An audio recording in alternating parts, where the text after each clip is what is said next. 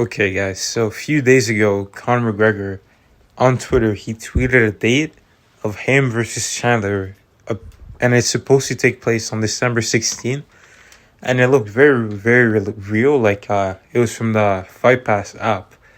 And if you go on there right now, you can't see past October, but the thing is that thing looked really, really legit.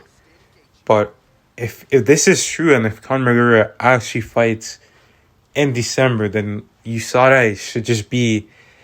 It shouldn't even exist at this point, because how are you gonna have a guy who hasn't been tested since quarter 3 of 2021, and he's just gonna come back in 2023 without even having been tested for 6 months?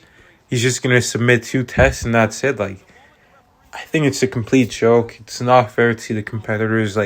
Don't get me wrong, Michael Chandler, he's probably on steroids too, I'm not gonna lie. Because Michael Chandler, he trains and lives in the United States, and fighters who train and live in the United States, they get tested way more often than guys who are in other parts of the world. For example, Kamaru Usman, he got tested 13 times already this year. John Jones has been tested 15 times already this year. Gilbert Burns has been tested 10 times already this year. Justin Gaethje has been tested 7 times. So you see a lot of these guys are, on average, they should be getting tested at least 10 times. But Michael Chandler has only been tested 4 times this year. Now that's, he hasn't fought yet, but he doesn't live that far. He lives in the United States. He should be tested pretty often. He's a top contender. I don't know, that doesn't make sense. But what's even more sketchy from USADA, and don't get me wrong, this fighter is probably my favorite fighter, Israel Adesanya.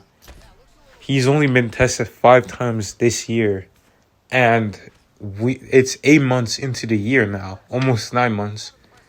And you mean to tell me that one of the top pound for pound fighters, a current champion, I get he lives in New Zealand, but they tested his teammate Tyson Pedro 6 times, more 1 time more than Israel Adesanya, which is crazy to me. And then you look at Sean O'Malley, who trains and lives in the United States.